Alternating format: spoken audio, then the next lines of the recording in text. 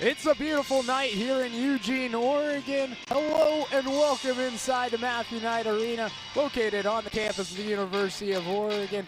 We have finally reached the nightcap. The 4-seeded Quinnipiac Bobcats taking on number 5 Oregon. And let's go ahead and look at the other games that happened today, the other meets, excuse me. Limestone fell to Gannon.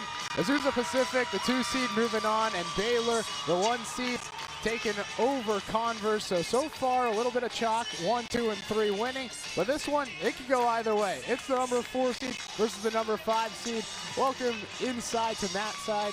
Matt Uretsky, Janelle Cook, and boy, oh boy, do we have ourselves a great matchup today. Quinnipiac versus Oregon, two very historic programs in acrobatics and tumbling, and two teams that played each other earlier this season, and it was a 1-point difference. Yeah, like you said, a really close meet in the regular season. Oregon's looking to avenge that loss here in front of their home crowd. Quinnipiac playing for their head coach, Marianne Powers, who's not with them here on this trip home, getting treatment for and some chemotherapy for breast cancer. They're going to be fighting hard, both of them, to represent their programs tonight and put on a great match in the final event of the evening. A lot to be playing for here in this opening round of the NCATA National Championships. And we're going to start here with the Oregon Ducks. It is the compulsory Acro event. And Oregon, despite being the home team hosting the tournament, they're the 5 seed. So they're actually going to be competing first and being on the opposite side of the mat they're used to. They're the lower seed, and so therefore they are the visitors. Just as you said, the compulsory event, for those of you who are joining us for the first time today, these are the building blocks of acrobatics and tumbling. Both teams are going to compete the same skills in this event before they move on to the optional portion in the rest of the meet. So here we have the compulsory acro heat. There will be a pyramid heat, toss heat, and a tumbling heat. So we're starting here with the acro sequence. You can see Oregon making their way through it here in this to the inversion, the second portion of the sequence. And we'll move to the third portion. So the tops are going to do a switch up all the way to that 1 foot into the arabesque position. You want to see 90 degrees or more in that arabesque position, and a single twist all the way down. You can hear the energy most likely behind us, and you can see the reaction from Oregon. A great first heat. Absolutely. Let's go ahead and look at the replay one more time, but you can feel the energy in the building. The fans have come out, and man, they're here to support their hometown Ducks. Yeah, they are, and just about 20 minutes ago, things really started ramping up in here. Quinnipiac has traveled very well and a great home crowd here for the last meet of the night. But Oregon came out strong here. Really solid execution so far in the compulsory event. You can see a little bit of a synchronization error there as they went over to the popover and up into the inverted position. But in the third part of the sequence here, looked really strong. You see the rise of the tops as they go into that twist into the crutch. We've talked a lot about catches today. We want to see those tops in a hollow body position, not too piked. You don't want to see the head or the feet too high up above the hips. But from what I saw, a really good execution from Oregon in the first heat. So we're here in the compulsory event, and that was the acro heat from Oregon. Now Quinnipiac's going to come out and perform the acro heat for themselves. Again, it's the exact same skills that Oregon just performed, except now Quinnipiac's going to do them. So we'll walk you through the sequence again as they go. We're going to start here with the toe pitch. You want to see the tops rise up, release from the base, and then catch them again at the shoulder level. And you see just a little bit of a bobble there in the group on the right. Into the tuck. See the athletes go tuck their knees, touch their knees, extend back again to the landing on the ground. Okay, they're climbing up to this extended position and then going into the straddle position. Each position in acro has to be held for 3 seconds. So they're demonstrating that stability and strength. Popping over into the inverted position, they'll release their hands and go to one base. Looking here for that stability, you can see a little bit of movement from the tops. Down to the final, to the landing, the descending skill is straight down to the ground. And then that final part of the sequence, the switch up into the arabesque. You'll look for 90 degrees in those positions. And you see again that rise from the top as they go into the twist down into the catch. So both teams off to a hot start in the first heat. So that was the Acro heat in the compulsory event, and if you're unfamiliar with acrobatics and tumbling, let's just walk you through the competition format as we have the replay here with Quinnipiac. In acrobatics and tumbling, there's going to be 6 events total with 20 total heats. There are 2 halves in the sport, with the first half consisting of the compulsory event, the Acro event, and the pyramid event. Then there's going to be a 15-minute halftime break in between, and then the second half is the triple T's, the toss, the tumble, and the team event. Running score is kept throughout the meet, with the winner of each event being announced after all the heats have been completed. So in the compulsory event, there's 4 heats: the Acro, the pyramid, the toss, and the tumbling. We've already seen the Acro, and so they're currently live scoring in real time. They don't have the benefit of looking at replay. And at the very end of the compulsory event, once the Acro, the pyramid, the toss, and the tumbling are all finished, the officials will tally up the scores, and eventually they'll announce the totals at the very end of the event. You got it. That's the flow. So we'll see a lot of fun. You mentioned earlier the 10 start value for all the compulsory heats. These are the building blocks. There's a compulsory committee that reviews these skills every 3 years. They look at the progression and the evolution of the sport to make sure that these are the right skills to help these athletes train in the fall and progress to harder skills in the optional event. So here come the Ducks. So the compulsory pyramid is one that the compulsory committee recently changed. So this is the first year of competition for this compulsory pyramid. It used to be an inverted pyramid. Now you're seeing 2 primary bases on the floor, a mid base and a thigh stand there, and the toss up there, 1 tosser to get to the extended position for the top into the straddle hold. Straddles, again, want to be at that 90-degree angle of the legs up there, and then a flip down to the catch. And again, looking at one of the main aspects of compulsory event and several other heats throughout the meet is that synchronization. Synchronization is definitely key, as Oregon and the fans feel pretty good about that one. We look into the replay again. See Alyssa Hugh on the right, the All-American for the Ducks, being the base.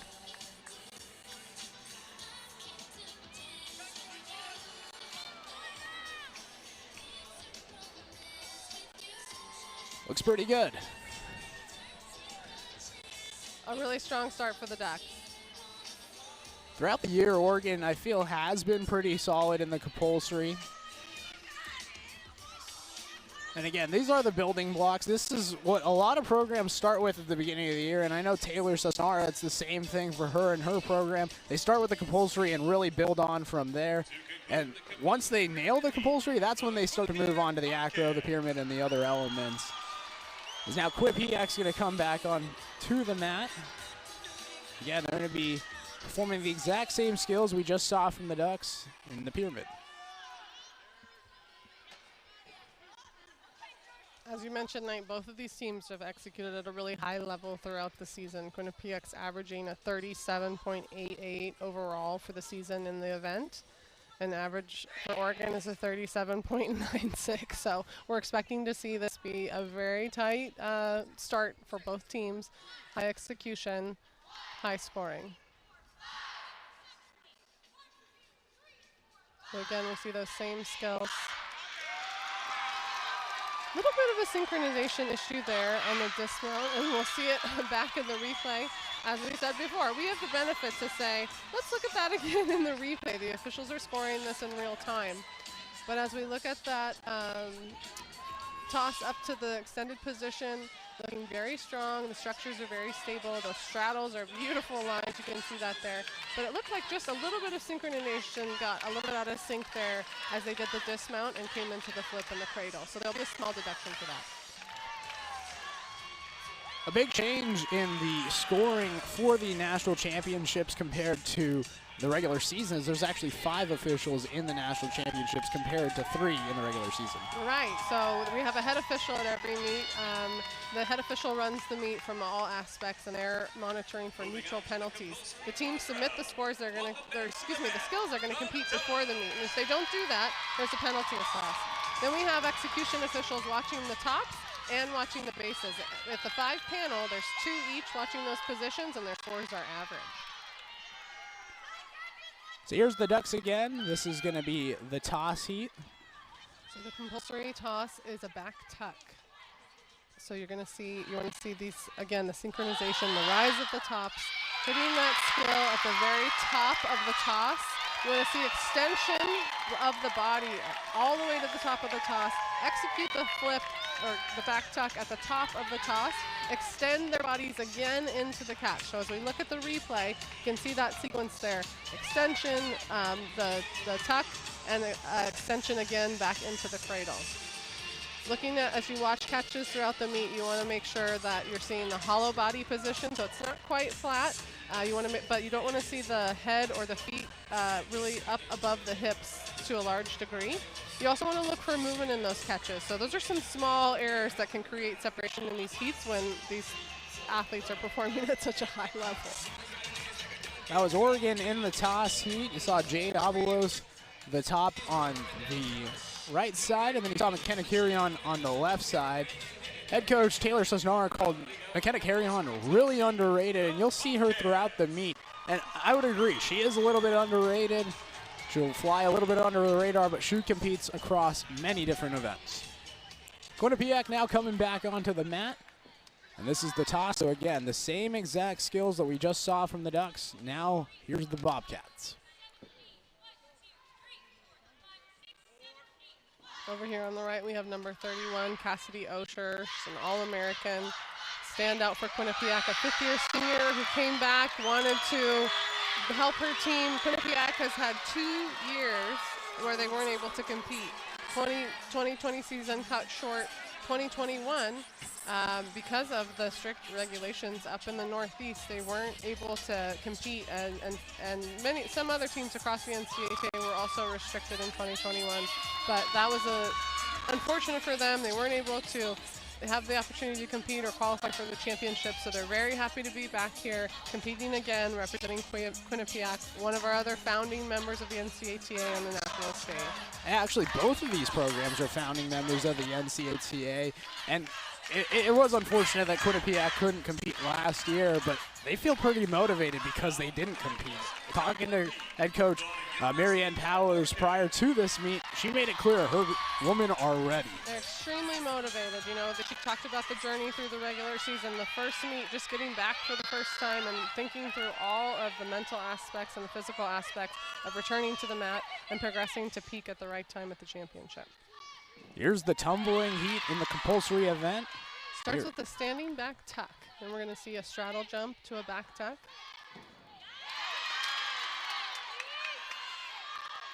Now we're going to see a standing back handspring into a back tuck. So you want to see some differentiation in the height from the handspring to the tuck. Then we move to the running portion. The athletes stay in the same positions that they were competing from the standing portion. Round off back handspring layout. Again, you want to see the rise from the layout.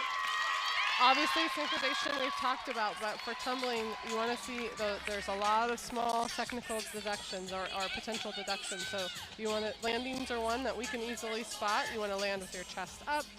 You want to make sure that they're not taking any steps or hops in the compulsory event. These are supposed to be stuck landings.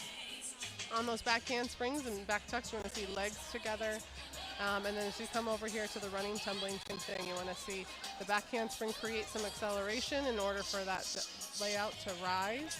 And you see just some little steps, things like that. So there'll be compulsory tumbling's always typically the lowest score for teams throughout because of the number of student athletes and the number of skills involved in the heat. Absolutely. Now let's talk about Marianne Powers a little bit. She's actually not here, and it's really sad. It just brings tears to your eyes. I mean, I can see it in your face. You're just emotional. Dang it, nice. But she isn't here. She's back in Connecticut dealing with breast cancer, and our thoughts and prayers go out to her. But she's been such an instrumental figure in acrobatics and tumbling, and seeing this sport grow. It's just really sad that she isn't here. Yeah, we miss her. It's been a tough couple of years. We lost Colleen Cosrud, one of the founding coaches at Azusa Pacific in 2020. We don't have Marianne Powers with us. And she's an incredible mentor and has done so much to pioneer the sport. We're also missing Christy Kiefer this year. She's recovering from a surgery and wasn't able to travel. So, yeah, it's tough. This is a really tight-knit community. everybody is really invested in the growth of the sport. Of course, they're invested in their programs and everyone wants to win, but more than anything, they want to see the sport elevate and continue to grow. And Marianne is one of the fiercest advocates for the sport, and so it's hard not to have her here. Here's Quinnipiac in the tumbling.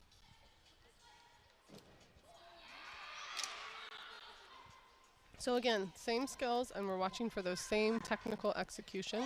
So you want to watch for those straddle jumps. So you want to see that 90-degree angle for the legs. As they move into the back handspring, back tuck, you want to see those legs together and a little bit of rise in the back tuck. Again, synchronization is key. As they move to the running, tumbling.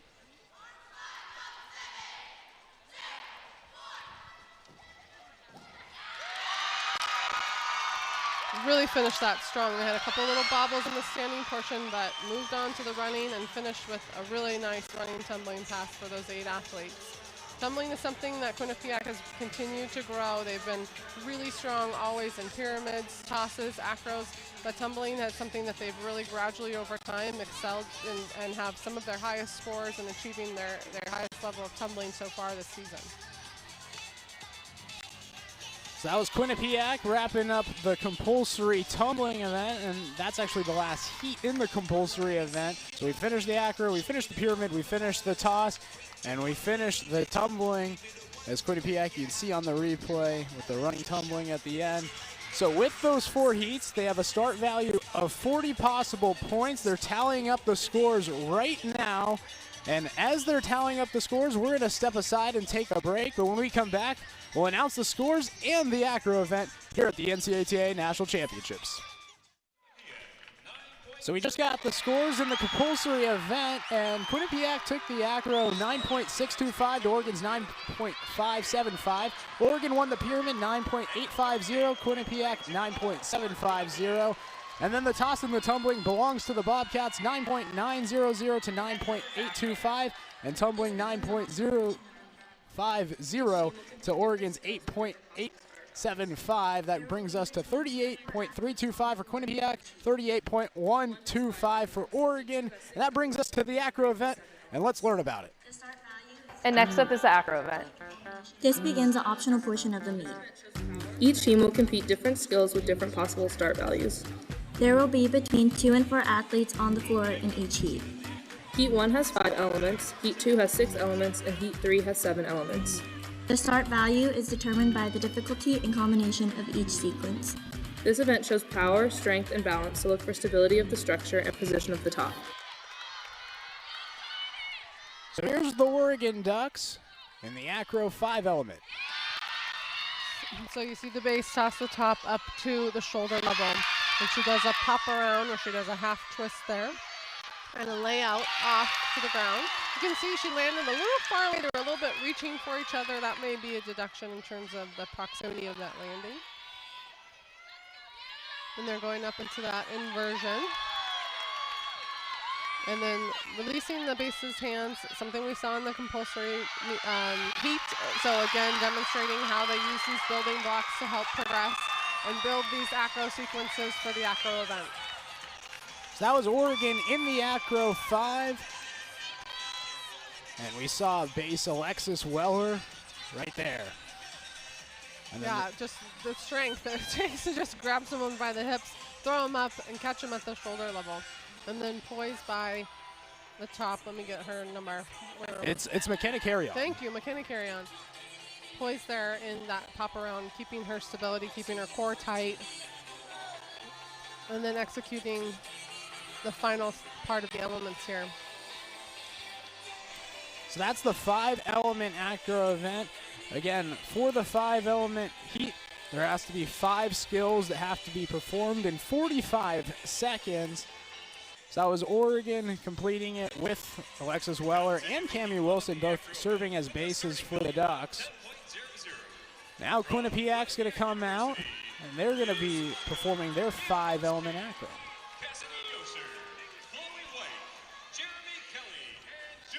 And here we're going to get to see Cassidy Osher again, the All-American. So they're going to start with a toe pitch. So they're going to grab her by 1 foot and toss her up in the air, release her, and catch her again at the shoulder level. So there may be a little penalty there. It didn't look like I saw a full release in that toe pitch, and a little bit of adjustment there for her balance. Then she did a 360 layout off to the ground there. Then they're going to climb up to the shoulders in that extended position. And Mia Rose King is going to pass through, stand to that planche position. Incredible flexibility and mobility as she brings her legs back together and presses down to a pike. And the position of that pike is incredible. 90 degrees is the minimum there. You can see she's well beyond that. You can also see when she pressed from that planche position and came through to the pike, how steady and continuous that movement was. So that's something that the officials are going to be looking for. If she was coming through that and really sped up at the end, that would be a potential deduction for continuity. So as we look at the replay here, you can see that just a little adjustment. The coaches and athletes would call that a little bit of a hobble. So just regaining the balance. Those are minor errors. And again, the errors are incremental, or the deductions are incremental, so they can be applied based on the severity of the error. And we get another look there at Mia Rose King and her flexibility. And again, looking at that pike through and how she maintains that pace through the skill and the ability of hers to angle. I think we're at like reverse, what is that, 45 degrees. So need to get back brushed up on my math. But So with a 45-degree pike, do you get any more points, or is it no just style? It's just obvious that there won't be a deduction there for that body position. She was confident right there. Oregon going to come back out. Start value of 10 in the 6-element Acro heat.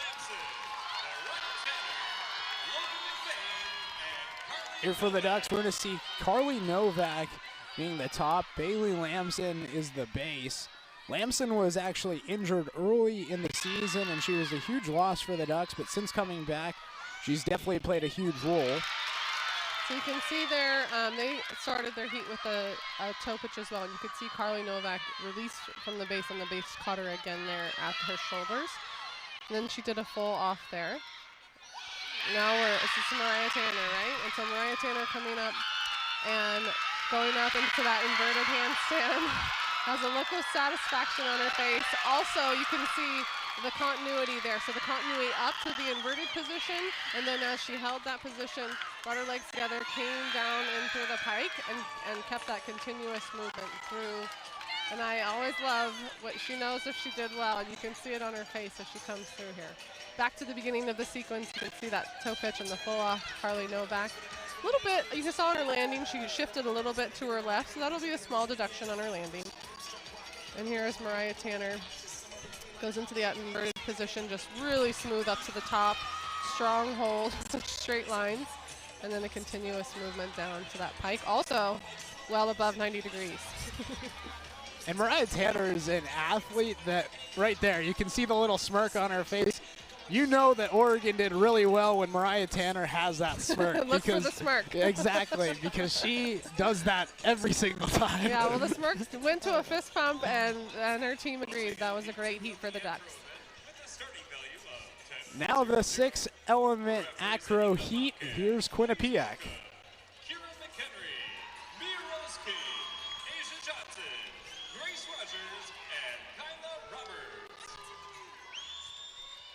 And here we're going to see Asia Johnston be a base. She's another All-American, and she is a really, really strong base for the Bobcats. You saw her encourage her teammates there to take a deep breath before the heat. And they're going to do a walk in here. She's going to maintain contact and take her all the way to extension. So you can see just a little bit of a bobble, but Asia maintained her composure. You saw him drift a little bit to the side, so there'll be some small deductions. Then a 360 down, and again, just a little bit of a deviation on the landing there, but they did a great job maintaining their composure, keeping the skill in the air and minimizing the deductions. Mia Rose King back to the top in the extended position. In the straddle, again, beautiful lines. And here we're going to see our press from a straddle all the way up to the top. And just a little minimal continuity there. You can see a little bit of a break in her arm as she kept her balance. And then maintained her composure to bring that pike down into that beautiful pike position again. So some minor errors there. You could see a little bit of the stability issues that can come up in Acro in this heat as you look at it again. But incredible to be able to adjust in that extended position, keep the skill in the air, and readjust and finish the heat. So on the way down there, you saw, and maybe from my angle, it looked a little bit different. From straight on there, it didn't look like much deviation. But and then here, watch the press up. Again, we're looking for that continuous movement, and so there's a little bit of a hiccup there, but she continues and gets herself up to the top in a strong position. You can see there was a little bit of stability, but incredible strength by Mia Rose King to be able to maintain that and come down to her pike position.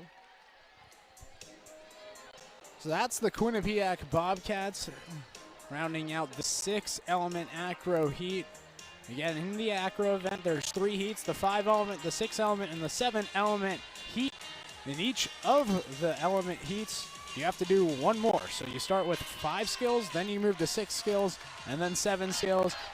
Just like you saw in the compulsory event, moving to the acro event, there's a progression of skills. In the acro event, there's a progression through the heats. Yes, and with that progression in the added elements, there's also a progression in the required skills. And so the skills in acro are valued with letters, A being the easiest, working up to the E, which are the hardest skills.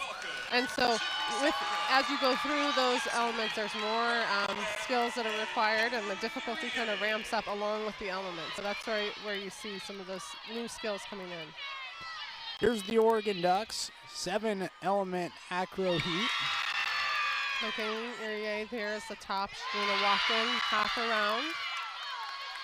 She's going to do a layout off. Look at the height and the rise. You see again there on the landing, just a little bit outstretched, so there might be a deduction there on the proximity of the landing. Toe pitch there. Carly Novak again. And a full off. And again, in the air there, a little bit of her knees bent through the skill. So that was the layout, so they wanted to see, well, the judges will want to see straight legs. And then into that inverted position. And a great heat. Acro, the 7-element, has been a challenge for Oregon throughout the season. It's one that they've adapted and changed. They had a couple hiccups throughout the season with different falls, different personnel. So it's really great to see them come together and put together a great heat here in the national tournament. Absolutely, and that's Kayleen Irie right there. And Kayleen actually missed the meet against Quinnipiac in Connecticut. She was back home in Southern California being with her family after her mom, Kelly, passed away from cervical cancer.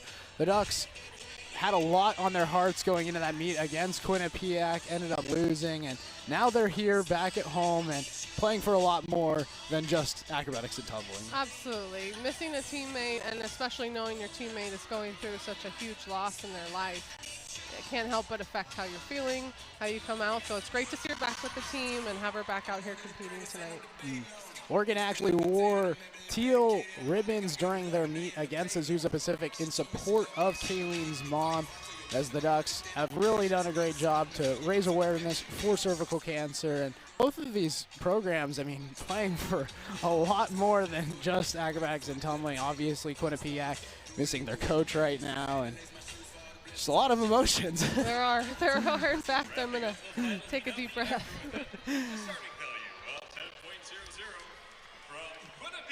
Here's Quinnipiac now as they'll come back onto the mat. It's the 7-element acro heat.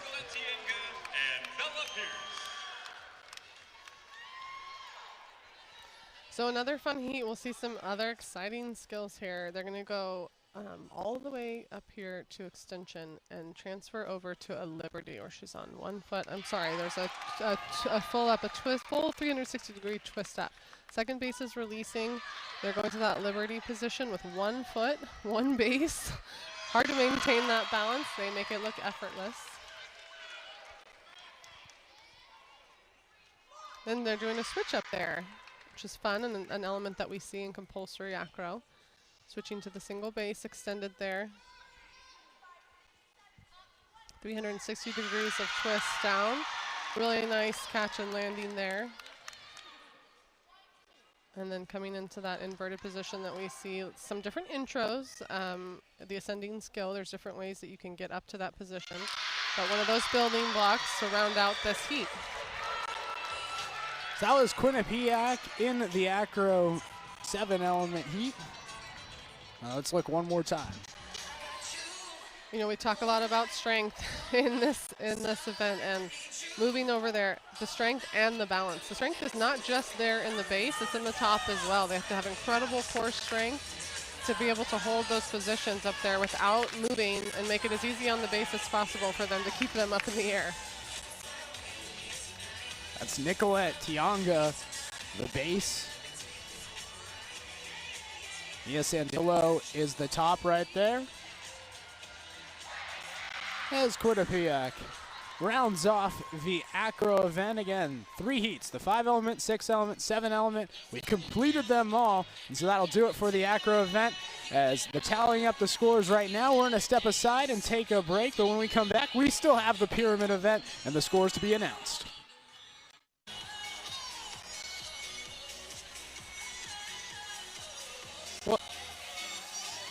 Welcome back inside to Matthew Knight Arena, and let's look at the scores from the Acro event. Oregon winning heats 1 and 2, the 5-element and 6-element. Won the first one 9.75 to 9.700. Won the second one 9.675 to 9.325. Lost the 7-element Acro to Quinnipiac 9.825 to Oregon's 9.425. Overall, both teams finished with 28.850 in the Acro event, and the lead still the same for Quinnipiac, 67.175 to 66.975. That is really, really close. Yeah, I mean, as we were expecting, you know, this is going to be a tight meet all the way through. Absolutely, and the first time these two teams competed against each other, the margin of difference, 0.8. Oh. Within a point, and right now we're on pace for the same track, and this is going to be a very, very exciting meet. It's a 4 versus the 5, and really this year, I think it really shows that the sport is growing to the point where you have the 4 and 5 seeds competing. Tomorrow, Gannon versus Azusa, 3 versus 2. That's going to be a really, really exciting one. Teams are competing at a higher level that we haven't seen in the NCATA. And now we're going to move on to the pyramid event, and let's go ahead and learn about the pyramid event. The pyramid event is coming up. In this event, you will see pyramids that are 3 levels high. This event has 3 different heats with different requirements for each. Heat 1 must have an inversion, Heat 2 must be synchronized, and Heat 3 is the open heat. The start value of each heat is determined by the difficulty and combination of the structure, entry, dismount, and top body position. Some of the things the officials will be looking for are the positions of the tops and sturdiness of the structure. So those are the rules for the pyramid event, and Oregon's going to come out to the mat. A start value of 10 in the pyramid inversion. So as the name suggests, we're going to see an inverted body position here. And really, we see it 2 different ways, at the shoulder level or at the extended level. And we're going to see it at the extended level here with Oregon. So we're going to do 270 degrees of twist up, get positioned there. And then they have a second base coming in here to help support Mariah Tanner as she ascends up to that inverted position. You're going to see the pike down that we saw in the Acro event. And a smirk. And 180 degrees twist down to the ground for the dismount. So that's the Oregon Ducks, and Mariah Tanner, 2 for 2 on smirks today. 2 for 2. I'll give it to her. A lot of Oregon alumni in the house tonight, traveled from near and far to be here and support the team, which is awesome to see. We look here at the replay. And again, as we talk about pyramids, there's a lot of different ways that you can achieve difficulty in a pyramid. Obviously, this extended position is the most difficult part. You can see difficulty in the structure. There's an entry, the structure, what the top does, the body position, or any modifiers like Mariah's press. And then also the dismount. And so here, you know, we see a lot of bases up there to support, but the difficulty comes from Mariah's extended position, as well as the press down and the 180 degrees of twist on the dismount. That was Oregon in the inversion pyramid heat. Now Quinnipiac's going to come out. They also have a start value of 10. We got 10s across the board in this event, right? Okay, yes. We do.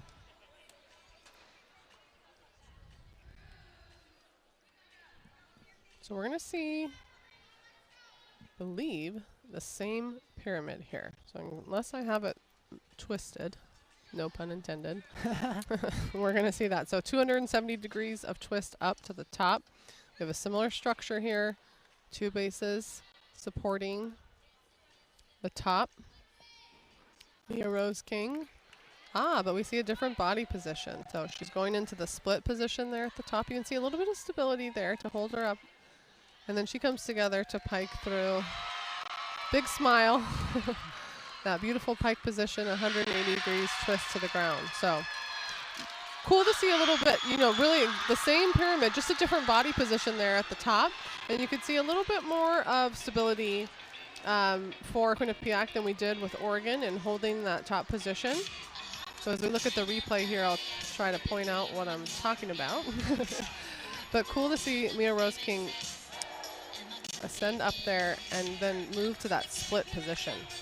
You can just see a little bit where their hands are connected there. They're just counterbalancing and working that out. So there might be a small stability deduction there. And then she comes through that beautiful pike position. You can see Asia Johnson just grinning there underneath her as she does 180 degrees of twist down to the ground. Another angle on that split. It's just really cool. These are some of the new body positions that were submitted during the early submission period for coaches. So we see acrobatic gymnasts like Mia Rose King, Jordan Grudler, using these new body positions that had not been competed previously in the sport. So it's a really cool way for the coaches and the student athletes to be creative and to create and be able to compete skills based on their strengths. Oregon now coming out. This is the synchronized pyramid. And again, another 10.0 start value. Throughout the entire pyramid event, there's going to be 10.0s for both squads. So as you know, in synchronized, every single step of the way needs to be synchronized. So we see that 270 up. We see again a version of that compulsory pyramid, ramping up the difficulty based on the primary base position in that back bend. But we see them in that standing on the back bend, extended with that straddle hold at the top. In compulsory, we saw it on a thigh stand. So again, as we talk about progressions in the sport, that's a great example of how you can elevate the difficulty by changing the number of bases and the position of the base there in that pyramid. So as we look at the replay, great synchronization getting up to the top. And just, again, a little bit of stability in the structures, but those are minor movements. There'll be minor incremental deductions and really nice synchronization on the twist down.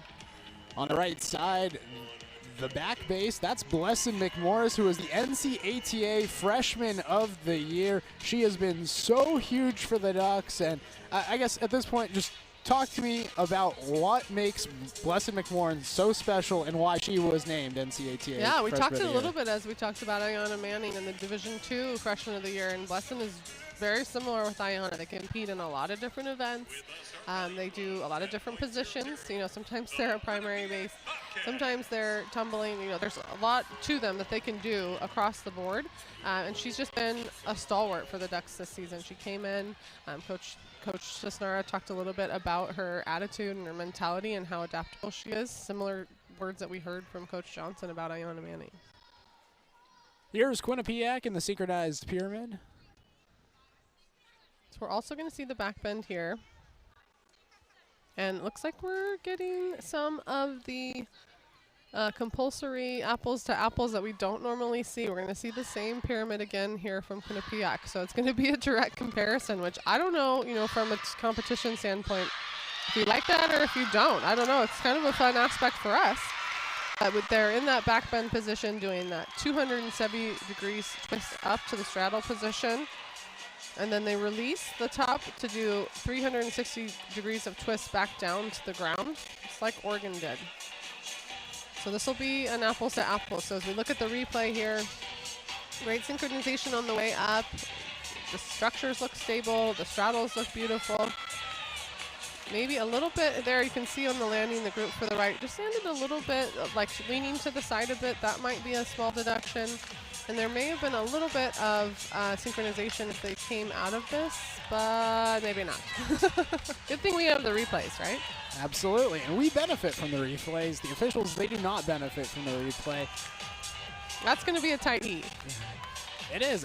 And to answer your question, I think it's kind of fun when they perform the same You like skill. it? I do. And maybe that's just me as a broadcaster getting to watch one and then get to watch the other and compare and look at the scores. And maybe that's just like a little bit more of the compulsory element where I like watching both and seeing them compare. But I don't know. I think it's cool. At the same time, part of me wants them to do something different because when I watch acrobatics and tumbling, I find it very fascinating, and to see all the different skills that these athletes can compete and do is pretty interesting. And so I guess when they're not performing the same skills, you're going to see more skills being performed. Well, in a meet like this where we know it's going to be really tight, it is really cool to have those apples to apples because the judges are looking at those exact same skills. It's not trying to measure, something really different against another. So we see that back bend position here for Oregon's open pyramid. We're going to do 2 semi-twist up into a pike hold. So a little bit of a hiccup there and an unfortunate fall. So there's going to be a penalty for the fall from the top. There's going to be a penalty for spotting the mid base there. Alyssa Hugh, keeping her up on but it's not, the spotting deduction is not as much as a fall deduction. So they actually saved about half a point there by doing that. It looks like Kayleen Erie just got her feet caught up as she moved through that piked position on Alyssa Hugh's head. So a really unfortunate error early on for the Ducks in the pyramid event. And we talk a lot about the physical aspect of acrobatics and tumbling, but 60 to 70% is what I like to say is mental in this sport. And right now, this is a big moment mentally to rebound. Yes. Oregon just had an error, and you can't just allow one error in the pyramid event affect the rest of the meet. There's still more points to be earned, and at this point, Oregon should be focused on the future points rather than the points that they just lost right there. Exactly. You saw Coach Cesnara huddle them up right away. I'm sure she's conveying a similar message to what you just said. And that happened. It's over. All you can do now is continue to execute the rest of the meet to the very best of your ability. You never know what's going to happen in meet. Quinnipiac could have a fall, and they essentially negate each other. So it's really important. We saw that in the meets earlier today. All the teams had some mistakes throughout the meet that ended up kind of equalizing. So you just have to continue to do your best and move on and prepare. They're going to just kind of shift their attention now to the second half as they're done with the pyramid event in the first half. So that was the open pyramid heat, and already Oregon getting ready, practicing the tumbling, and I think that's the right move. Tumbling is an area where you can gain a lot of points and make up a lot of points at the end, and Oregon right now knows it. Because of that loss in points in the open pyramid heat, Oregon right now practicing the tumbling, hoping to make up for it future. Yeah, and these teams have a routine, so they're going to go right to the routine. After pyramid event, they go right into preparing for, like we said, halftime. They'll wait, obviously, for Quinnipiac to compete. But they have a routine, and they would regularly start to warm up the things that they're going to execute in the second half. So Coach Cesnara brought them together. I'm sure told them, let's go do this thing, the second half. Let's move on. And so they're getting back into their routine, getting prepared for the second half. We're still awaiting Quinnipiac. Yeah, they're awaiting too. They're all with their arms held together, hands held together, waiting to get on the mat. Well, and if there's an error like that, the judging is going to take a little bit of extra time. The officials are going to make sure that they get all those deductions correct, assessed correctly to make sure, fairness in applying those errors for the deductions, for those errors. So that might take a little bit of extra time when there is an error compared to a heat when execution is really cleared. Closing out heat 3 of the pyramid event with the start. And now Quinnipiac is finally going to come on to the mat. It's 10 start value again for the Bobcats.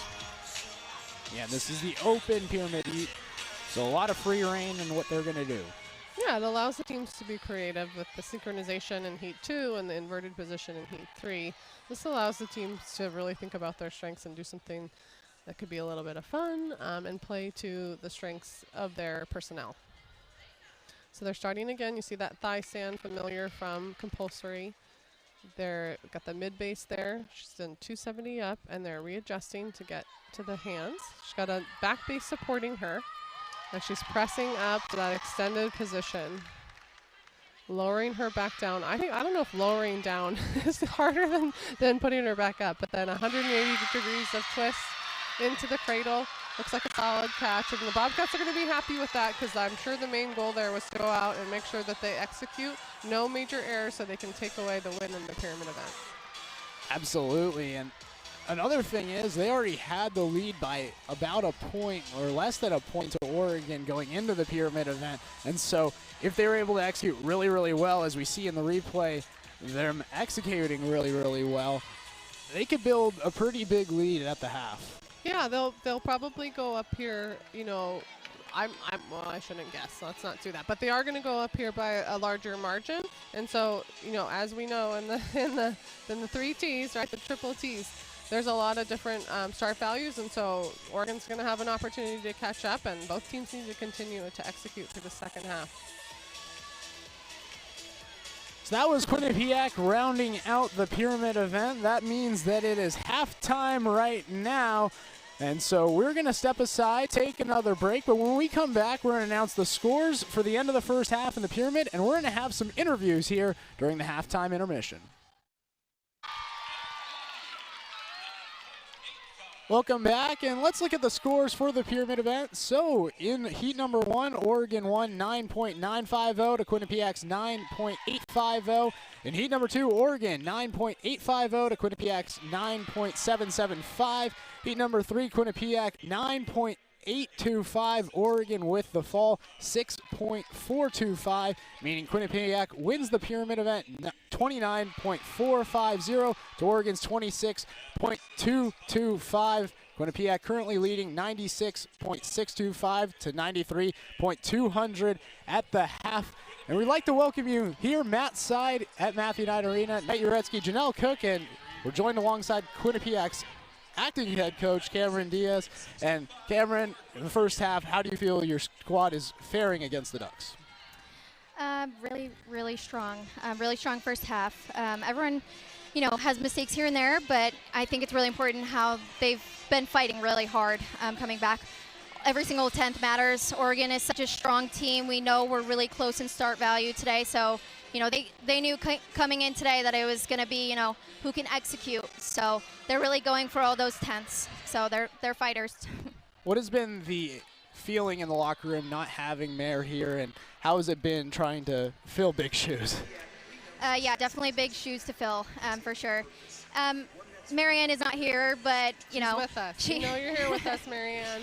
She's with us, and you know, all of her pep talks. You know, we FaceTimed her in the locker room today, and that was just such a special moment for her, but also just for them. You know, if she were here, you know, she would just be reminding them, you know, how grateful we are to be here. It's been years since we've been at a, you know, national championship, so. You know, we're just really excited to be here, really hungry. So yeah, she is here with us today. We feel it. It sure is. Yeah. All right. So with those scores from pyramid event, going into the second half with a comfortable lead. So talk to me a little bit about your second half, what you're looking for from the team to close out the meet. Yeah. Yeah, we definitely have a little bit of a lead here, but they know not to get comfortable. You know, anything can happen. So we need to do exactly what we did first half, just really go in, attack, just lights out today, just be, you know, as clean as possible. Again, just we want to execute those skills to the best of our ability. Just really focus on us today. That's the main goal. Just be all about Quinnipiac, and, you know, hope for the best. So. Thank you so much for joining us here. Good luck in the second half. Thank you. And we'll see you on the flip side. So it is the halftime break, and let's go ahead and look at the scores one more time. Oregon trailing 93.200 to Quinnipiac's 96.625, so over 3-point lead for the Bobcats at the half. We're going to step aside, and in about 12 minutes or so, we'll be right back for the end of the halftime intermission. We're going to have an interview with Taylor Cisnara, the head coach of the Oregon Ducks. Welcome back inside to Matthew Knight Arena. Currently at the halftime break, Quinnipiac with a 96.625 to 93.200 lead over the Oregon Ducks. We're now going to welcome you Matt's side here at Matthew Knight Arena, Knight Uretsky, Janelle Cook, and now with Oregon head coach Taylor Cisnara. Taylor, a little bit of a fall at the end of the first half. How are you going to respond to the second half? Yeah, we really talked about shaking things off in practice in this, the week leading up here. So what we're going to do is shake it off and just do what we can in tumbling and team event toss. Now, on a more positive note, what does it mean to be here and have the national championships in Eugene? It's bittersweet for us. We're so excited to have everybody here, have fans in the stands. It's been a long time coming with COVID, and, just welcoming everybody into our home has been really fun. Well, it's been a really great event so far, and you're doing an excellent job. The University of Oregon, incredible host. Yeah. All right, you talked about the growth over the season and the progression, overcoming adversity, and so I know you're looking to do that in the second half. What are the keys for you? You have a little bit of an edge in the toss, or excuse me, a little bit of a deficit in start values in toss, a little bit of an edge in tumbling, and then going into team in the finale. So what are you looking for from the team in the second half? Yeah, well, from the team, we're just looking for them to execute, taking one thing at a time. Sometimes we get, nerves get the best of us. So really for us, it's just executing and being consistent in what we've done through practice leading up to now. Awesome. Thanks for joining us. Thank you so much for joining us. Good luck in the second half. Thank you. Good luck. So that was Oregon head coach Taylor Sosnara. And now let's look at the schedule for tomorrow. So Gannon, the 3 seed, taking on the 2 seeded Azusa Pacific Cougars. That meet is going to be at 4:30 tomorrow. And then Baylor, the 1 seed, waiting the winner of this meet, Oregon versus Quinnipiac. Quinnipiac up at the break. We're going to step it aside one more time, but when we come back, we got the triple T's, the toss, the tumbling, the team.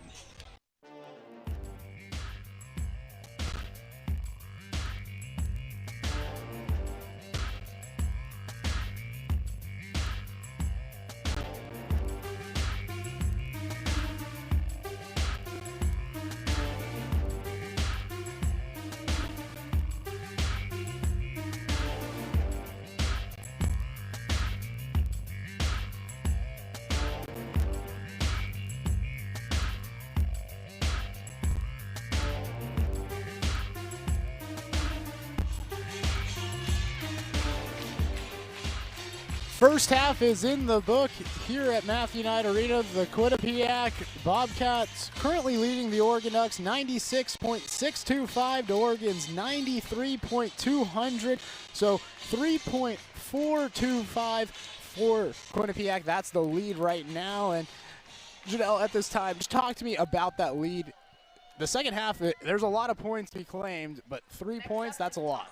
Yeah, it is a lot, but anything can happen. So it's all about execution here in the second half, and there are some differences in the start values. So now we're going to introduce you to the toss event. Next up is the toss event.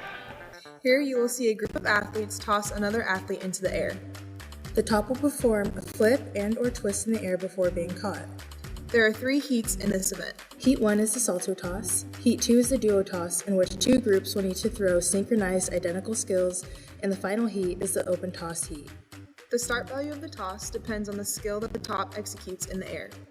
The official will be looking for the height of the toss, the top's body position, and tight catches from the bases. So that is the rules for the toss event. Oregon going to come out, and here's the 450 salto toss. It's going to be a start value of 9.90 for the Ducks. This is going to be a double. So it's a laid out position, 2 twists in the air. And a great start to the toss event. So again, as we talked through toss way back in the compulsory event, feels like a while ago. What we're looking for in the toss is that extension off the base platform there, the tossing group. We want to see that top extend all the way to the top height of the toss, execute the skill up there, and come through extended into the catch position. So it looked like that all happened there. A little bit low, maybe potentially on the back side of that catch. You can see how the group caught the top shoulders here a little bit, and her feet are up a little bit above her head. So there might be a small deduction in the catch there, but overall a great start for Oregon. That was Jade Albalos, the top there for the Ducks. Alexis Weller, who's one of the key bases for Oregon, was also there on that 450 salto. If you look at the start values as a whole in the toss event, Quinnipiac has a little bit of an advantage over Oregon, a start value of 29.70 in all 3 heats. Oregon, they have a 29.20 toss total, so Quinnipiac has a chance for 0.5 more points overall in the toss event. Fans are starting to get loud. Hear a Let's Go Ducks chant for the first time here tonight. Yeah, the home crowd is here rallying their team here in the second half. Knowing they're down a little bit, giving them a pick-me-up. You can see the team responding to the crowd. Parents out there getting the crowd fired up. What a beautiful venue for the NCATA National Championships. And now we're finally going to welcome Quinnipiac. And here come the Bobcats. So we're going to see let's see, what is the start value here for them? It's a 9.9 start value. And this is going to be an Arabian tuck open 540 degrees of twist. So this is Cassidy Osher, the NCATA All-American, as the top, executing these skills in the toss heat number 1 for Quinnipiac. So you can see the cool thing about the Arabian is how all of the aspects of the skill are segmented. And it's really cool. She does great execution of this toss. We saw it earlier also in the day with Gannon University and Allie Price, both young women NCATA All-Americans, and executing this toss at a really high level.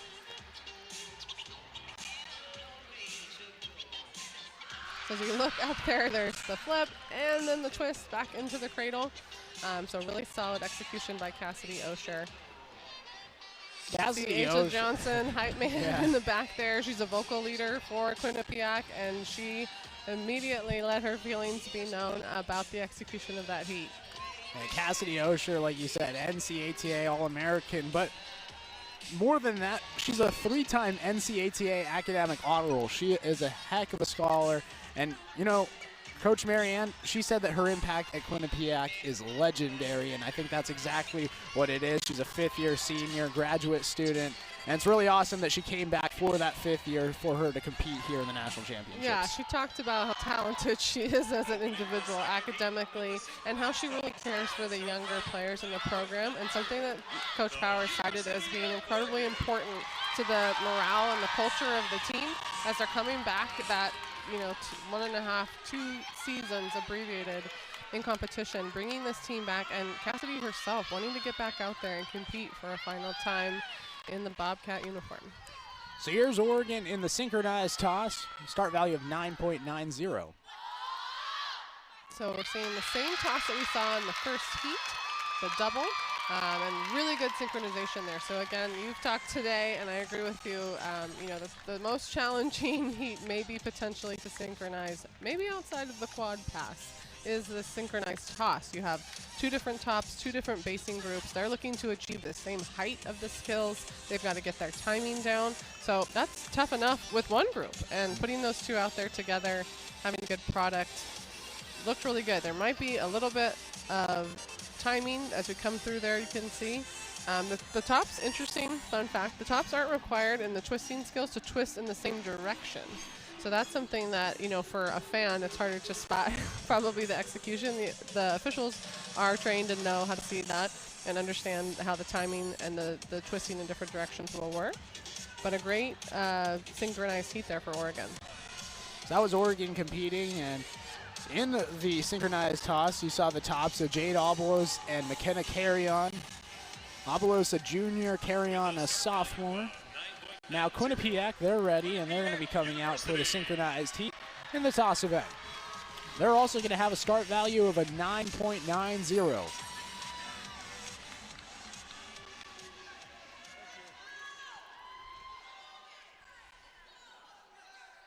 So we're going to see the same skills executed in this heat. So another apples to apples heat for this event and for this meet tonight. Those double layouts. We're looking for that height, execution of the twist at the same time, extension back into the cradle. So as we look at the replay here, we can take a closer look at those catches. You know, the height of the skills look great. Their body positions look great in the air.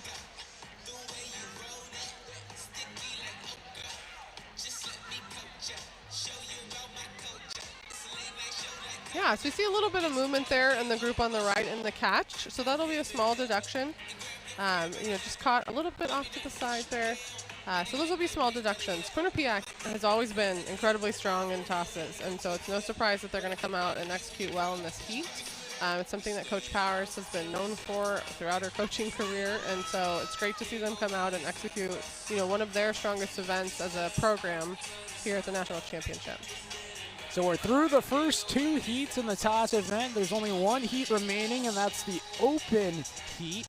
Oregon in the open heat, they're having a start value of 9.40. Quinnipiac, they did 9.90 across the board. So like you said, Quinnipiac, a stronger toss team, so they're going to have the higher start values. Oregon, a little bit lower values because they're just not as strong of a toss team. Oregon, though, a lot better in tumbling, and they will have a higher start value in the tumbling. But before we get to the tumbling event, we still have 1 more heat, and here's Oregon in the open toss.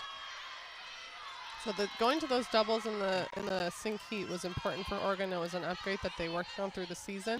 Now we're going to see that single layout, and they wanted to see really clean execution. Again, we talked about they just chose a lower start value, but they're looking to maximize the points in this heat and come out with as many points as possible in the toss event. So really good execution here. So top.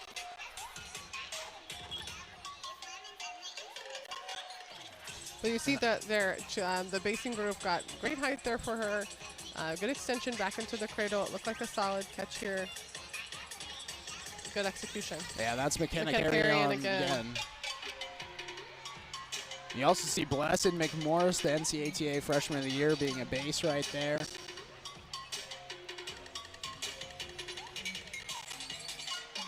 So that was Oregon in the open toss. Again, a 9.40 start value for the Ducks. So looking for execution points. Not as much skill as they could have potentially done, but looking for the execution. Quinnipiac, though, coming out with a 9.90, hoping to execute and get some extra points. So we're going to see that double that they saw in the sink heat in heat 2. And they're just going to have 1 group come out to do that.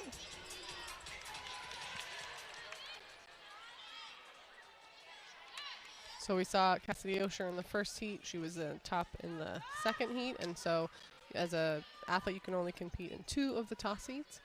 So we have, can't see her number here from this angle, but we have another top out here to execute the double in the open heat.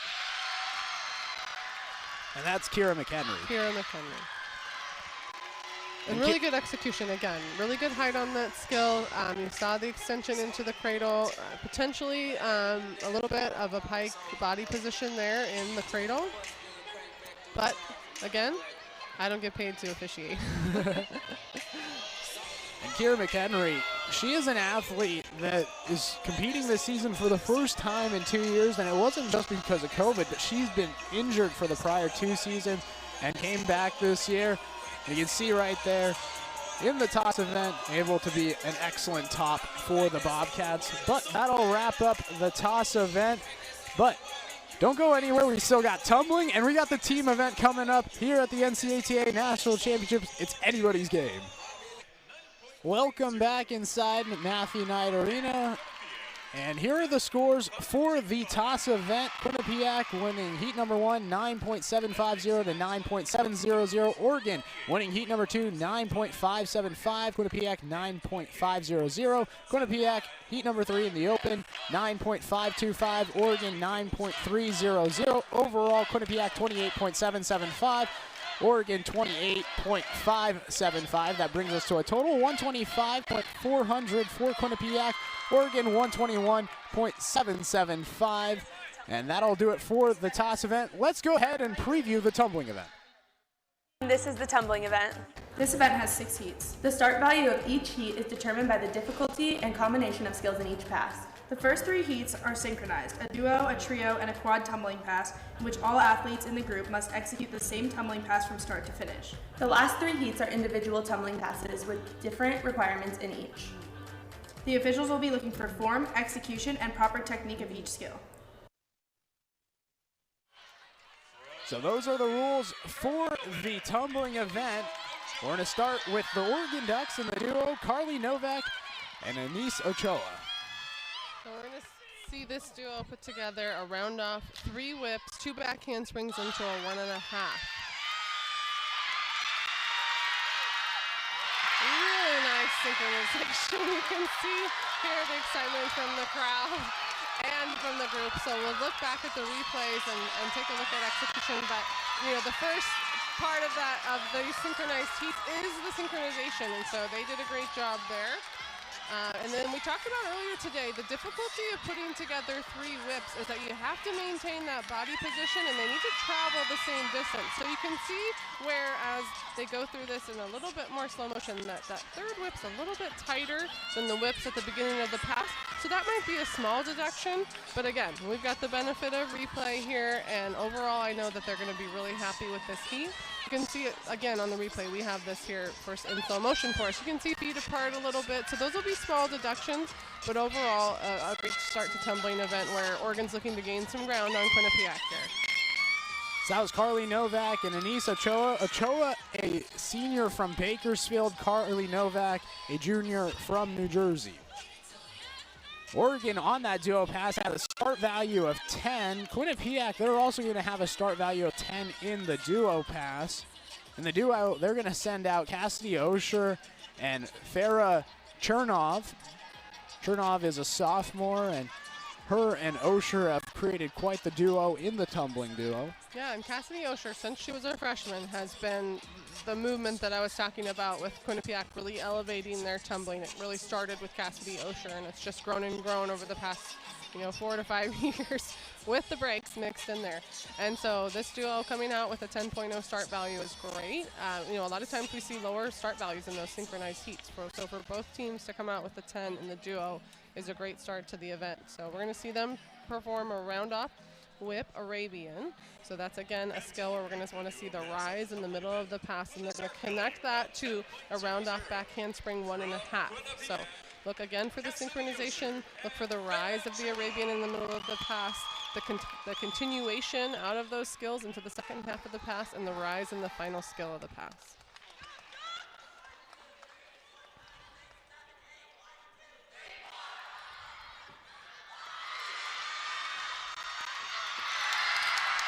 It was a little bit quieter in here, and you could actually hear the sounds on the mat that were completely synchronized. It made kind of a thud as they landed together. That was really impressive, especially with those twisting skills, the Arabian skill in the middle of the pass. Those are some of the harder passes to synchronize. So as we look at the replay here, it is incredibly synchronized. They had great continuity out of there. Really impressive. Yeah, that was really, really impressive. And again, I think that's just a testament to Cassidy Osher, the All-American coming in, and that's that 5th-year senior being able to execute her skills to the best of her ability at the highest stage. Oregon in the trio pass, they're going to have a 9.80 start value to Quinnipiac's 9.40, and this is really the moment in the tumbling event where the start values begin to change a little bit between these two schools. Oregon with a 9.80 here, Quinnipiac the 9.40. In the quad pass, Oregon is actually going to have a lower start value than Quinnipiac, a 9.40, and Quinnipiac a 9.50. And so these next two in the team portion of the tumbling will be where there is a little bit of differentiation in the start values. Yeah, so we're going to see a pass a little bit similar to the duo pass. We're going to start with a round off, 2 whips, 2 backhand swings into that 1.5. So anchored there with Alyssa Hugh, the senior. Sarah Buckner, also a senior.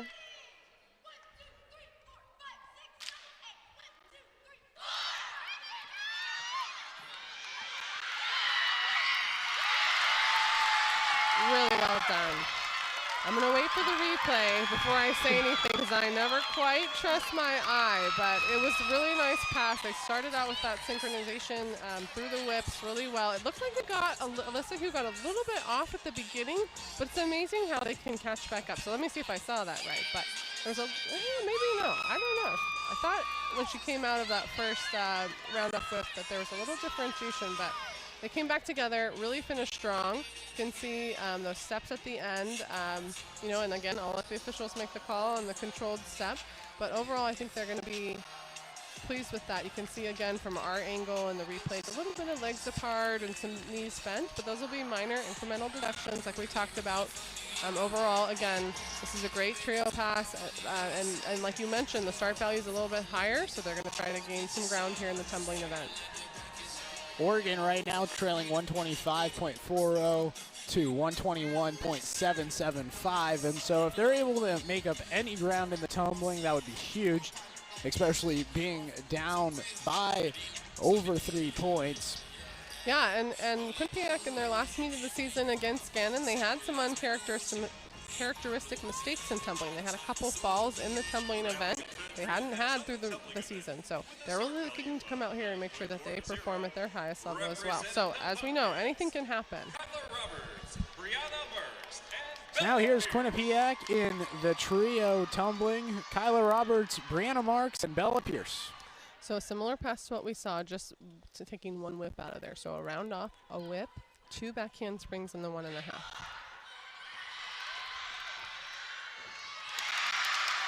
And again, that thud on the floor. I wish that I could share that sound with you guys, because when they came through those back handsprings and elevated to do that 1.5, you could really hear the sound of their feet coming off the floor at the same time.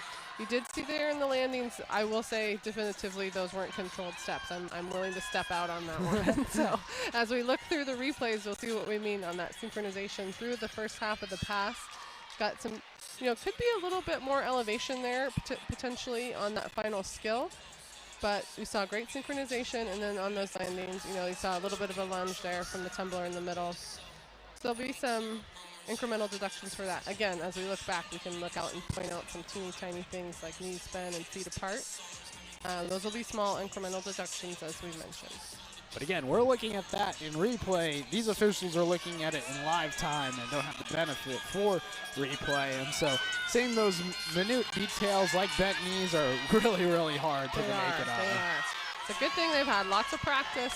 The officials selected for nationals are the top officials from across the country. Experience, a lot of them have done conference championship events, and so they've been in these conference championship settings. So we're happy with the group that we have here today. So now Oregon's going to come out in the quad tumbling pass. Emma Keogh, Jade Obolos, Katie Keogh, and Emily Lormier. So we're going to see a round off whip, 2 back handsprings, 1.5. So just what we saw before. And we'll have a look there again, adding 4 athletes out there. Every time you're stepping up with the athletes on the floor, it just increases that difficulty of keeping the synchronization through all of the elements of the pass. And so as we look back to the replays, we'll see that they got a little bit off there. As they come through here,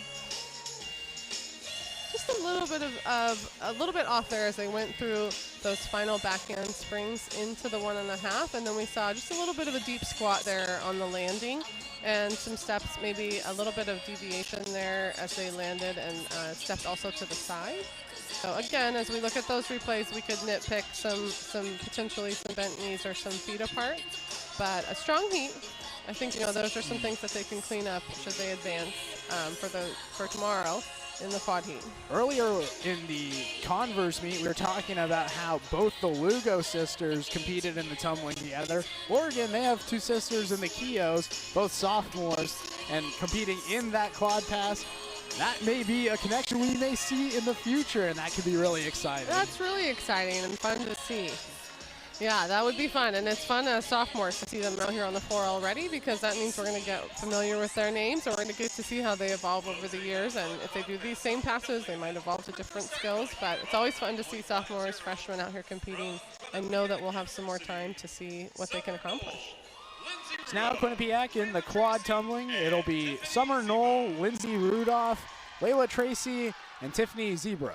So this is starting up at a 9.5. We're going to see a round off 1.5 right out of the gates to start. They're going to connect that to a round off whip and a full at the end.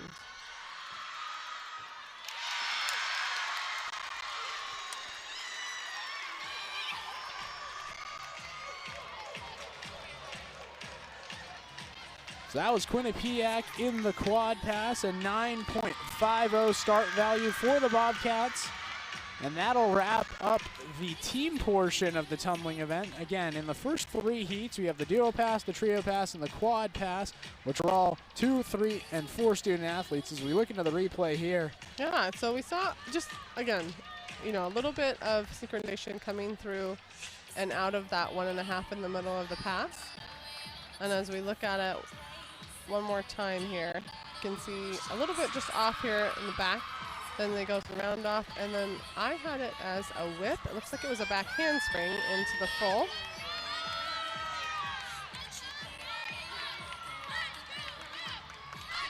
And you know what?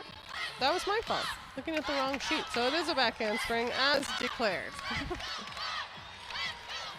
And now for Oregon in the single aerial, we're going to see Sarah Buckner, who was just given the award for academics. It's the Louise Goodrum Academic Award winner, and she is a very, very intelligent woman.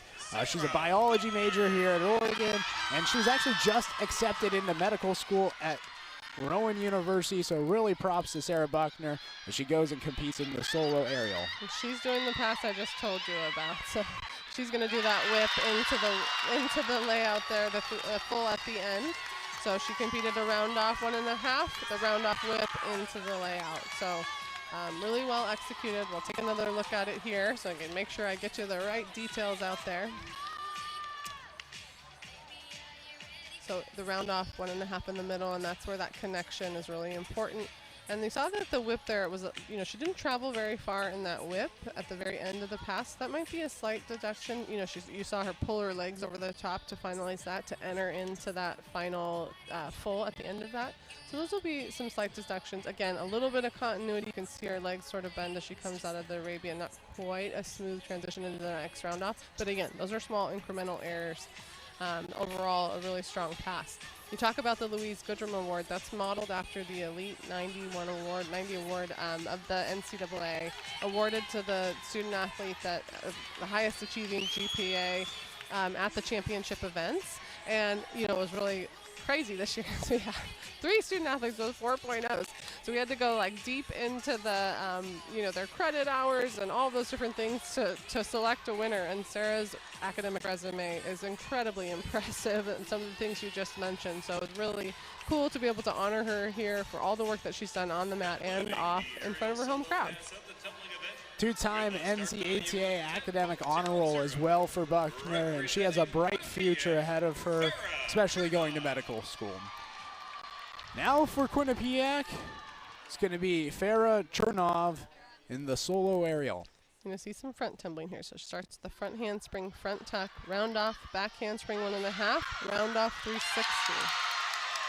So a full there at the end. So great reaction from Farah there as she left the mat. Little hop with the toe point together.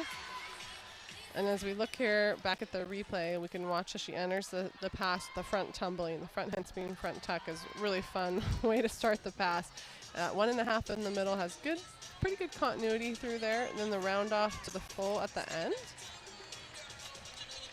Wanted to see here at the end, there's a little bit of deviation there. You can see how she got a little bit off track with the opposite corner of the mat, and from this angle we'll be able to see it a little bit better. But as she came out of that 1.5, that round off, she just deviated a little bit to the side on the full. So again, minor incremental deduction that could be applied there by the officials.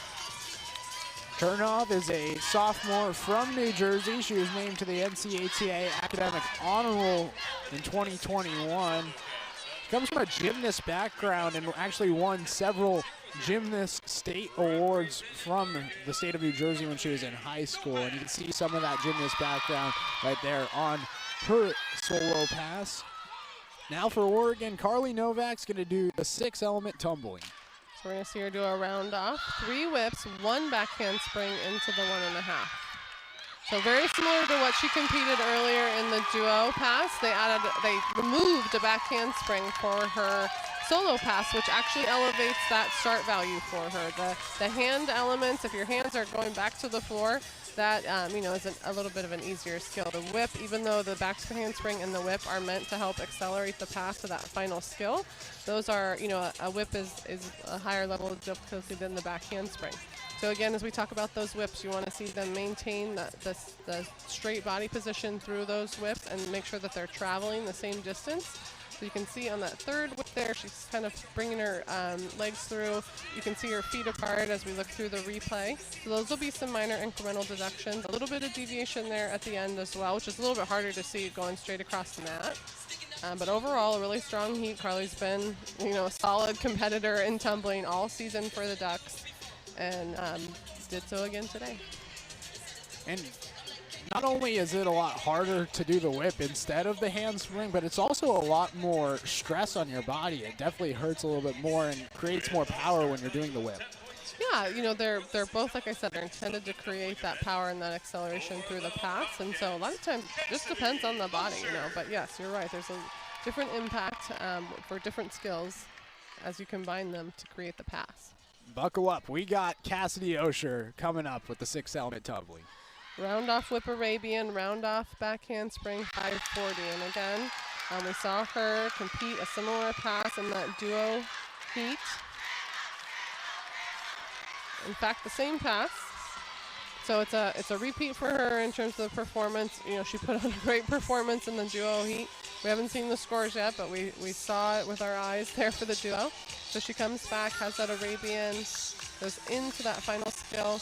Actually had a little more height in the duo pass on the Arabian in the middle, but still wonderful. And then gets down there to that final pass. Did have great height in that final skill there. You can see how she lands there with that first whip with her feet together. Really well done.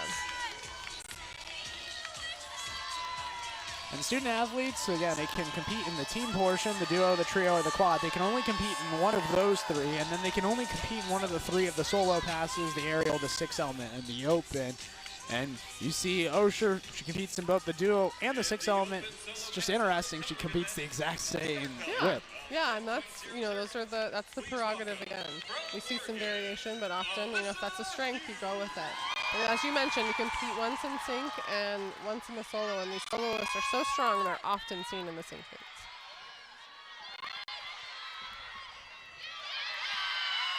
Another strong soloist and stalwart in tumbling for the sport and for the Ducks, Alyssa Hugh, All-American.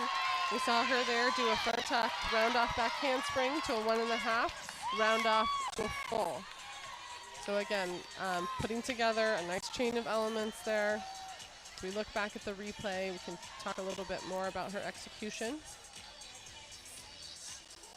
That front tuck skill through that 1.5, and again, that's the challenge in combining these passes, is that connection in the middle of the pass. She gets good height on that 1.5, transitions easily into the round off. It doesn't look like she travels really far, but then again, it's a round off. So let me see here as she lands that 1.5. She does the round off. You can see she puts her hands down a little bit tight to her feet. So that's probably just part of that continuation out of the 1.5, but executes the full at the end very well. So now for Quinnipiac, Layla Tracy. So we're going to see Layla do a round off Arabian, round off back handspring 1.5, another round off to a full.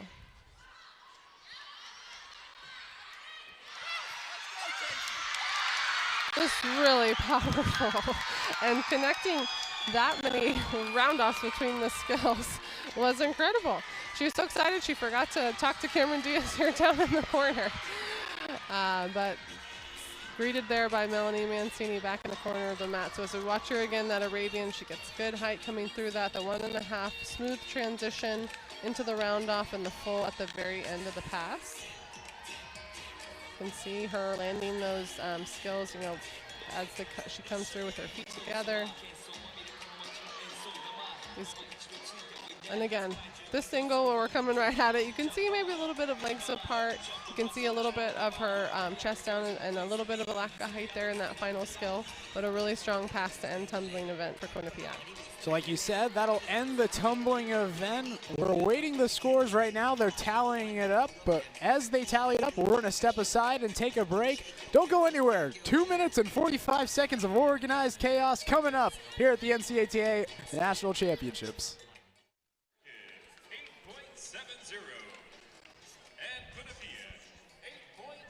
Welcome back inside the Matthew Knight Arena, and let's go ahead and look at the scores for the tumbling event.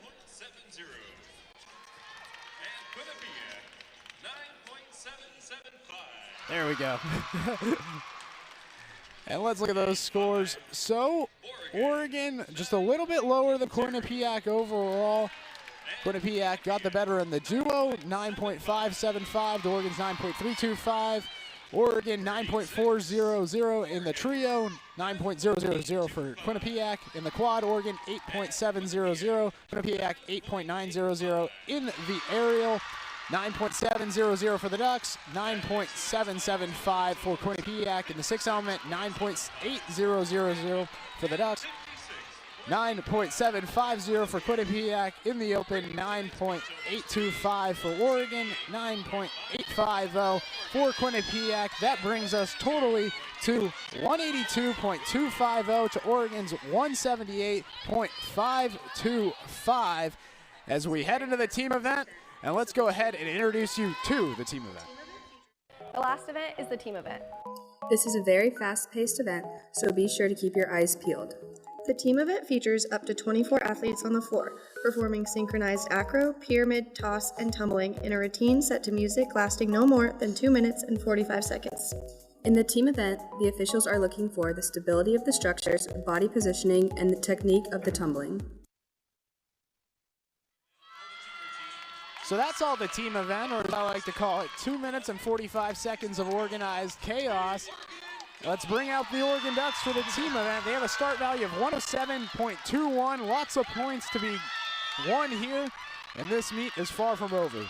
And like you said, organized chaos. We're going to see all the skill categories we've seen throughout this event. So acro, pyramid, toss, standing tumbling, and running tumbling.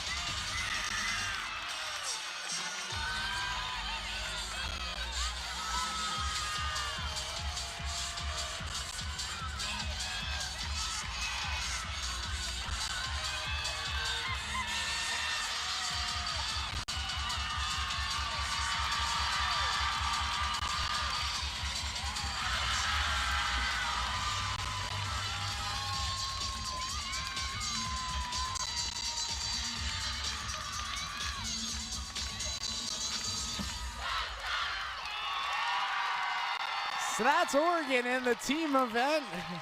And like I said, 2 minutes, 45 seconds, organized chaos, a lot going on, a lot of action, so much fun to watch. Fast paced, it's hard to know where to look, follow all the action. You know, they started off really strong with the first tosses, had a great segment full of standing tumbling. You know, those are going to be typical errors that you're seeing throughout the meet, really small incremental deductions. The number of tumbling passes is what is really a factor in team event. Really a lot of opportunities to take a lot of small deductions. We saw them go into their acro sequence. They had a couple bobbles there, but they kept everything in the air and maintained, good structures there until they did their dismounts. We saw, unfortunately, when they moved into the running portion, that they had one fall, so that'll be 1.5 points off the top. But then as they progressed through the rest of it, it was really clean. No major errors, just those small technical things that we see throughout the meet. So in acro, again, some of those bobbles, we saw those one-mans in the back, really strong. Their pyramids, as they closed out those pyramids, the structures were really strong. They were really synchronized. So it's really going to come down to those tumbling deductions, those small incremental deductions in acro, and the unfortunate fall in running tumbling. So that was Oregon wrapping up the team event. They're led by head coach Taylor Cisnara, 2-4 in her first season as the head coach here at the University of Oregon. It's not been the year that Oregon has been used to. Oregon's not really used to being number 5. Yeah, it's a transition year. It's Taylor's first year as head coach. They have a young squad. She talked about with us, they've been progressing. They've been growing throughout the year, and she's really taken a long view here. She knows that they've been growing this season. She's been very intentional about the work that they're doing, and she's looking ahead. She wants to make the most out of this year, of course, but she's also thinking long-term about her vision for the program and how these young athletes on the team are going to carry it forward and return Oregon back to that seed that they want to have. Absolutely, and like you said, the team is really young, and she's looking at the long run for the future. She's building a really great culture here in Eugene, and a lot of people are really excited to see what Taylor does with this Ducks program that is one of the pioneers in the sport. Quinnipiac, on the other hand, they're another pioneer of the sport, and it's really awesome that we get these two programs paired up against each other in the opening round. Absolutely, and Quinnipiac's going to be looking to come out here now and do their best and execute. So they're going to want to make sure there's no major errors. They have, a lead going in here, and so it's going to be all about that. But we've talked a little bit about this. That they've got, a lot of emotion here tonight, and they want to go out and execute to their best of their ability and send that win back home to Coach Powers in Connecticut. Yeah, Coach Powers back home in Connecticut. She was so confident in her student athletes. She was 100% confident. In fact, she told us everybody needs to be on warning. My ladies are ready, and I think they're about to peak at the right time. And I think that she has a lot of confidence in them. Let's see if the Bobcats can do it for her. We're excited to see them execute here for the first time, team event and the championship.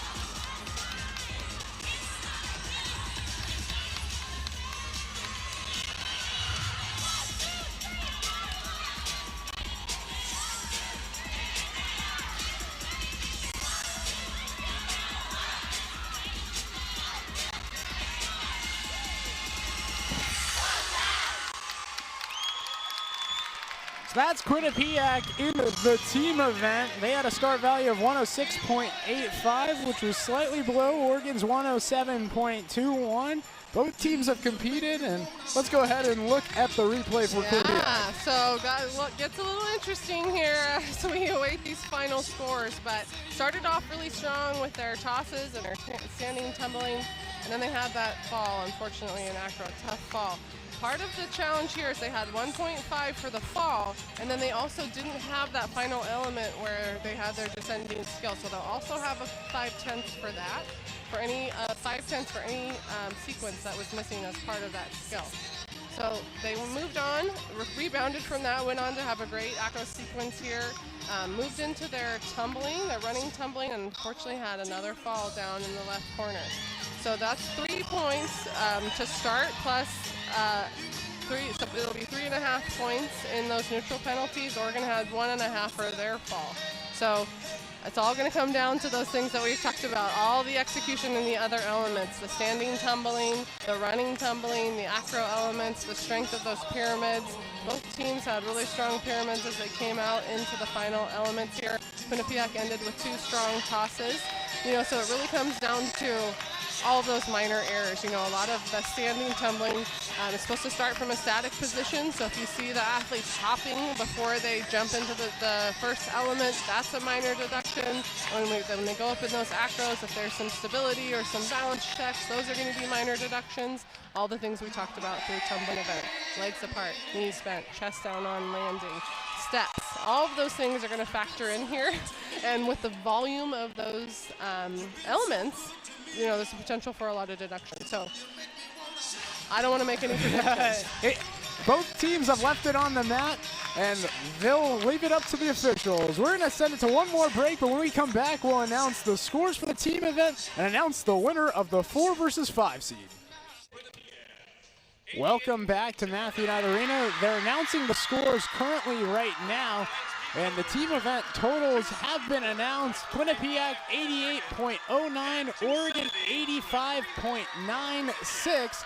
That means that Quinnipiac is going to defeat the University of Oregon 270.340 to 264.485. It went down to the very end into the team event, but ultimately the Bobcats came out on top. Yeah, we were struggling over here trying to do some quick math. Quinnipiac had a 3.725 lead going into this. We saw that they had a couple of errors that were going to result in at least 3.5 points of deductions, but Oregon also had 1.5 points in those deductions. And so really it came down to the overall execution across the board. So Quinnipiac squeaked by here, fortunate to pull out the win and advance to tomorrow's semifinals. So let's go ahead and look at the schedule now for tomorrow. Again, today was the quarterfinals, so we had 4 meets throughout the day. Tomorrow's going to be the semifinals, and at 4:30 Pacific time, number 3 Gannon taking on number 2 Azusa Pacific, and then at 7 it's going to be number 1 Baylor against number 4 Quinnipiac. So far today, all chalk, the higher seeds move on.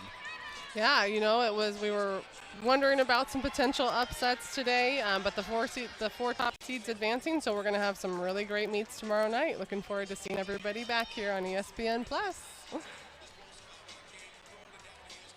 See Quinnipiac over here adding their name to the tournament bracket, advancing to the semifinals.